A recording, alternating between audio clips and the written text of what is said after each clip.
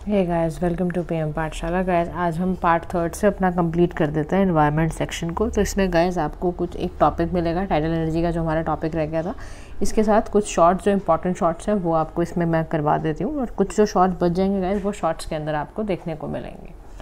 तो आज हम विजन का जो मैगज़ीन है, अगस्त 2023 का मंथली मैगज़ीन, उसका गाइस आज हम एनवायरनमेंट सेक्शन कंप्लीट करते हैं। तो उसमें लास्ट आपका टॉपिक रह गया था शॉर्ट्स के अलावा, दैट इज़ टाइडल एनर्जी। देखो, टाइडल एनर्जी नाम सुनते ही आपको याद आ जाना चाहिए ओशन एनर्जी के बारे में, वेव्स के बारे में, ओशंस के बारे में, है ना। तो अभी क्या हुआ, पार्लियामेंट्री स्टैंडिंग कमेटी एनर्जी के ऊपर एक रिपोर्ट सबमिट करती है। उसका नाम है रिपोर्ट का tidal power development in India. 3 तरह की ओशन एनर्जी होती है गाइस। एक होता है वेव के थ्रू, एक होता है टाइडल के थ्रू, एक होता है ओशन के थ्रू। ये 3 तरह की आपको ओशन एनर्जीज याद रखनी है, ठीक है। Wave, tidal and ocean. Committee ने बोला कि जो एस्टिमेटेड पोटेंशियल है टाइडल और वेव एनर्जी का इंडिया के अंदर, वो पहले 12,455 मेगावाट था, अभी 4,300 मेगावाट तक जा रहा है। इस तरह से अब इसकी बेसिकली रेंज है। टाइडल एनर्जी की 12,455 है, वेव एनर्जीज की 41,300 है। अब जो इसका पोटेंशियल है गाइस वो काफ़ी स्ट्रॉन्ग है, उसकी स्ट्रेंथ काफ़ी है। अब सबसे पहले समझो वेव एनर्जी क्या होती है। देखो, वेव एनर्जी का मतलब है काइनेटिक एनर्जी की मदद से हम विंड ओशन को, upper surface of the ocean के थ्रू वेव्स को जनरेट करा रहे हैं, ठीक है। तो अब यहाँ पर हमें देखना है कि हमारे यहाँ पर low and medium tidal wave strength कहाँ कहाँ मिलती है। एक तो गल्फ ऑफ खंबात में है, गल्फ ऑफ कच्छ में है, साउथ का जो रीजन है आपका, सदर्न रीजन गुजरात का, वहाँ पर है। पाक में मन्नार चैनल है तमिलनाडु का, वहाँ पर आपको देखने को मिलती है। हुगली रिवर है, साउथ हल्दिया सुंदरबंस है वेस्ट बंगाल के, वहाँ देखने को मिलती है। अब जो इसका पोटेंशियल है आपका ओशन थर्मल एनर्जी का, उसको आप आज की डेट में भी ना एस्टिमेट नहीं कर पाए हो। ये एक बात है जो कि सोचने वाली बात है। तो टाइडल एनर्जी का सीधा सा आपको गाइस मतलब याद रखना है कि जो आप natural rise and fall tides का प्रोड्यूस करवा पा रहे हो, जब जब ग्रेविटेशन में आप देखते हो इंट्रैक्शन होता है अर्थ सन मून का, तब तब ये नेचुरली राइज होता है ना, टाइड्स का फॉल होना, राइज होना, ये बेसिकली यहीं से पावर जनरेट होती है, जब उसका राइज एंड फॉल है टाइड्स का होना। अब 2 तरीके से आप इसकी एनर्जी को हार्नेस कर सकते हो। एक तो टाइडल बैराज लगा के, या टरबाइन रन करके। बैराजेस में क्या होता है, बैराजेस में अगर आप लगा रहे हो तो इसमें आप क्या करोगे, अल्टीमेटली आप इसमें जनरेट करोगे टाइडल एनर्जी को थ्रू फ्लड जनरेशन, ठीक है। कॉम्बिनेशन बना लोगे फ्लड और इप जनरेशन का, उसके थ्रू आप कर सकते हो एनर्जी जनरेट। एक तरीका है कि टाइडल एनर्जी को आप टाइडल स्ट्रीम्स के थ्रू एक जनरेट करने के लिए टरबाइन से रन करा दो। तो जैसे आप यहाँ पर डायग्राम में देख भी रहे होगे कि यहाँ पर आपका साफ तौर पे दिखा रखा है इस डायग्राम के अंदर कि कैसे इस तरह से आप एनर्जी को जनरेट कर सकते हैं, ठीक है। तो एक तो आपका ये वाला तरीका है जनरेट करने का, और एक बैराजेस वाला है। अब टाइडल एनर्जी के बारे में हम बात क्यों कर रहे हैं, सिग्निफिकेंस क्या है। देखो, सबसे बड़ी दिक्कत जो हमारे साथ होती है कि देखो, हमारे पास एनर्जी की ज़रूरत बहुत ज़्यादा है, डिमांड बहुत ज़्यादा है, और हम ना फॉसिल फ्यूल से बहुत बुरी तरह से डिपेंडेंट है। तो हमें ना एक डाइवर्सिफाई एनर्जी मिक्स चाहिए गाइस, ठीक है। सबसे पहला पॉइंट तो ये है। अच्छा, उसके अलावा आप देखो अगर, तो हमारा ना पंचामृत टारगेट्स भी हैं जो हमने COP26 में खाया था हमने। तो देखो, ये ना बड़े ध्यान से समझ लो, पंचामृत वाले टारगेट्स कहाँ थे, प्लेज कहाँ था, COP26 में, UNFCCC का क्लाइमेट मिटिगेशन के लिए, फुटप्रिंट जो हमें कार्बन का रिड्यूस करना है उसके लिए। हमें इंडिया की, हम लॉन्ग कोस्ट लाइन है हमारे पास, आई थिंक 7-506 समथिंग कुछ आपका लॉन्ग कोस्ट लाइन है, चेक कर लेना नंबर थोड़ा सा। तो वो इतनी बड़ी कोस्ट लाइन में फिर आप जनरेट क्यों नहीं कर पा रहे हो। उसके बाद विंड एनर्जी में बहुत एफिशिएंसी है। उसके बाद आपको एक डाइवर्सिफिकेशन तो मिलेगा ही, तो आपको जो ना कितने रिलायबल सोर्स है ये हमारा, ठीक है। उसके बाद देखो, चैलेंजेस की बात अगर हम करें तो सबसे बड़ा चैलेंज है गाइस टेक्नोलॉजिकल चैलेंज, यानी कि जो हमारे टरबाइन की एफिशिएंसी है वो बहुत लो है।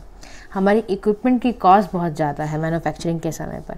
इन्वायरमेंटल कंडीशंस का कुछ पता नहीं है। कोरोजन की बात करोगे तो सॉल्ट वाटर हाईली क्रोजिव है, आपको डिज़ाइन करने में एक्स्ट्रा केयर की ज़रूरत पड़ेगी। अच्छा, एक शब्द होता है बायोफाउलिंग। बायोफाउलिंग का मतलब है जितने छोटे छोटे एनिमल्स हैं, प्लांट लाइफ है, can attach the moving part of the under water devices. अब फिनेंशियल उसकी बात करोगे तो जो कैपिटल इंटेंसिव है, हायर अपफ्रंट इंस्टॉलेशन कॉस्ट है, अगर उसको कंपेयर करोगे कोल बेस्ड एनर्जी से, तो वो कैपिटल हमारा ज़्यादा पैसा इसमें खर्च हो जाता है, ठीक है। तो हमें लगता है कि चलो जी कोल बेस्ड एनर्जी ठीक है। उसके बाद रिस्क है, रिस्क की शेयरिंग और मिटिगेशन मैकेनिज्म का ना अभी एब्सेंस है, मोबिलाइजेशन फंड की दिक्कत है। इन्वायरमेंटल क्राइसिस के ऊपर आओगे तो देखो रिड्यूस्ड आपका फ्लशिंग हो रहा है, इरोजन हो रहा है, तो इसकी वजह से क्या हो रहा है, एरिया का वेजिटेशन चेंज हो रहा है, इकोलॉजिकल बैलेंस बिगड़ रहा है, क्योंकि आपने इंस्टॉल डिवाइसेस लगाए, इलेक्ट्रोमैग्नेटिक इफेक्ट दिया ना, तो उससे क्या होता है जो माइग्रेटरी बर्ड्स होती हैं वो घबरा जाती हैं, तो उनका जो सेंसरी सिस्टम है वो डिस्टर्ब हो जाता है, ये भी एक प्रॉब्लम है। अब वे फॉरवर्ड में किया क्या जाए, तो इसमें बोला जा रहा है कि various forms of ocean energy को रीअसेस करने की ज़रूरत है, कि आप प्रैक्टिकली एक्सप्लॉयटेबल पोटेंशियल को एक्सप्लोर करो, जितनी भी site specific tidal power development की कॉस्ट है उसको रीअसेस करने की ज़रूरत है, ठीक है। कमर्शियल वायबिलिटी को चेक करो, मिनिस्ट्री को जो है वो ओशन एनर्जी को जितने भी फॉलोअप्स वगैरह लेके उसके साथ काम करें। एनवायरनमेंट इम्पैक्ट असेसमेंट जो EIP है उसके साथ आप प्रैग्मेटिक तरीके से उसमें साथ चलो। ग्लोबल एक्सपीरियंस को भी इवैल्यूएट करने की ज़रूरत है। कैसे करोगे, देखो 2 प्रोजेक्ट चल रहे हैं फ्रांस और साउथ कोरिया में, जिसमें 90% टाइडल पावर का इस्तेमाल हो रहा है, तो आप वहाँ से भी सीख सकते हो। आप अपने फाइनेंसिंग ऑप्शन को थोड़ा डी रिस्किंग करने की कोशिश करो, कुछ ऐसे बॉन्ड, टैक्स फ्री बॉन्ड लेकर आओ ताकि रिन्यूएबल एनर्जी की तरफ लोग जा पाएँ, ठीक है। Now let's come to the shorts videos. देखो अर्बन रिवर मैनेजमेंट प्लान्स है, ठीक है, जिसको आप कह सकते हो URMPS, ठीक है, कमेटी है national mission on clean Ganga, उसने ये अप्रूव करा है 60 सिटीज़ में। ये प्रोजेक्ट बेसिकली आपके नमामि गंगे के अंडर ही है। RCA बोले तो रिवर सिटीज़ अलायंस है, 2021 में आई थी। जॉइंट इनिशिएटिव है मिनिस्ट्री ऑफ जल शक्ति का, ministry of housing and urban affairs का। रिवर सिटीज़ को कनेक्ट करना, सस्टेनेबल रिवर को फोकस करना, सेंट्रिक डेवलपमेंट करना उसके ऊपर है। पहले फेज़ में इसमें 25 सिटीज़ गैस कवर की गई हैं, जिसमें से 5 जो है वो गंगा बेसिन वाले स्टेट ही लिए गए हैं। कौन कौन से, UP, Uttar Pradesh, Uttarakhand, Bihar, Jharkhand and West Bengal. Main stem इसका कहाँ है, प्रिंसिपल चैनल जहाँ से भी आ रहा है वहाँ पर। टोटल फंडिंग जो यहाँ पर आ रही है वो वर्ल्ड बैंक के थ्रू आ रही है। देखो अर्बन रिवर वाटर का मैनेजमेंट क्यों ज़रूरी है, मैंने आपको कहा ना अर्बनाइजेशन बहुत बढ़ रहा है और उसके कॉन्सिक्वेंस जो इम्प्लीकेशंस हैं वो भी बढ़ रहे हैं। फ्लड प्लेन्स का इफेक्टिव तरीके से इस्तेमाल करना, वाटर पोल्यूशन को रोकना, है ना, रिलीजियस प्रैक्टिसेस वगैरह जो मास बाथिंग, आइडल इमर्जन क्रिमेशंस होता है, इस सब को मैनेज करने की ज़रूरत है। तो इसी में इंटरवेंशन करने के लिए URMP का इम्पॉर्टेंट था आना, इको फ्रेंडली, ताकि वो रिवर फ्रंट प्रोजेक्ट बनाए, वो वाटर बॉडीज़ को, वेटलैंड्स को वापस से ठीक करें, उनके पानी के क्वालिटी को इम्प्रूव करें, है ना, इकोनॉमिक पोटेंशियल को बढ़ाए।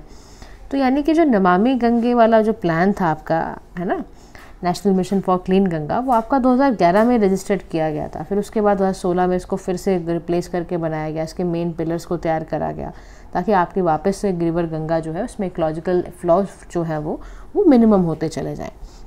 अच्छा, नेक्स्ट एक एप्लीकेशन के बारे में है जिसका नाम है flood watch mobile application. Central water commission ने इस एप्लीकेशन को लॉन्च किया है।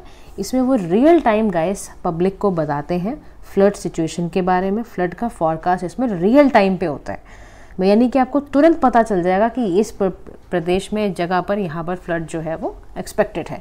तो फ्लड वॉच जो ऐप है उसमें आपको एडवांस टेक्नोलॉजिकल यूज़ किया गया, सैटेलाइट डेटा का इस्तेमाल किया गया है, मैथमेटिकल मॉडलिंग का इस्तेमाल किया गया है, इसीलिए इतनी एक्यूरेट इन्फॉर्मेशन ये जो आपका फ्लड वॉच ऐप है ये दे पा रही है, ठीक है।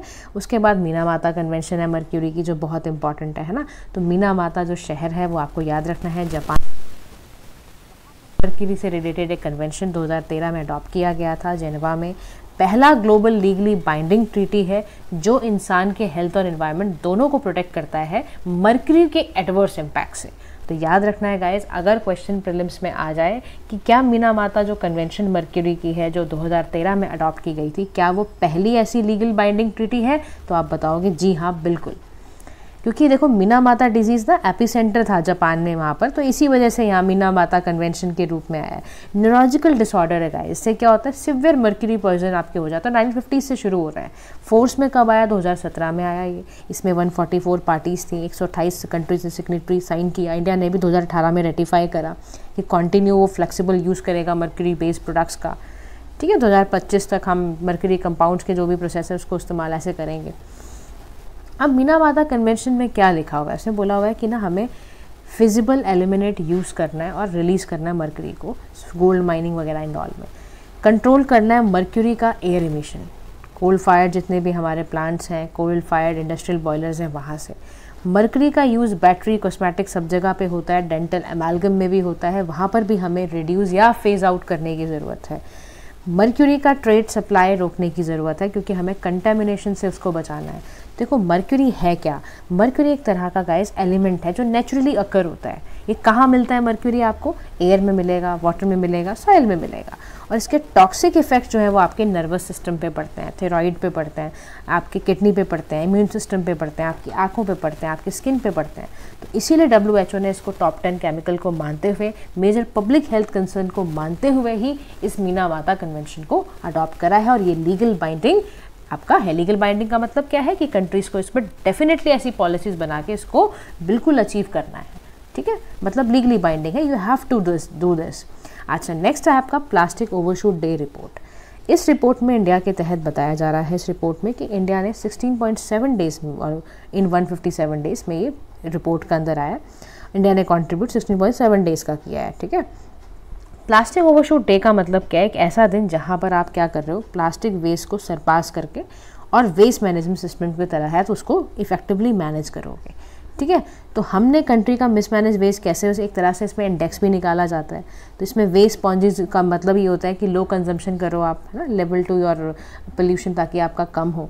तो हम 4th in the MWA ranks, 4th in the MWA अगर हम अपना बताएं तो, क्योंकि बहुत ज़्यादा जो कलेक्टिव वेस्ट है वो अनसैनिटरी फिल्स इस सब आ रहा है। माइक्रो प्लास्टिक वेस्ट को भी हमने कम करने की कोशिश करी है ना, टेक्सटाइल फाइबर से, पेंट एंड ऑल से।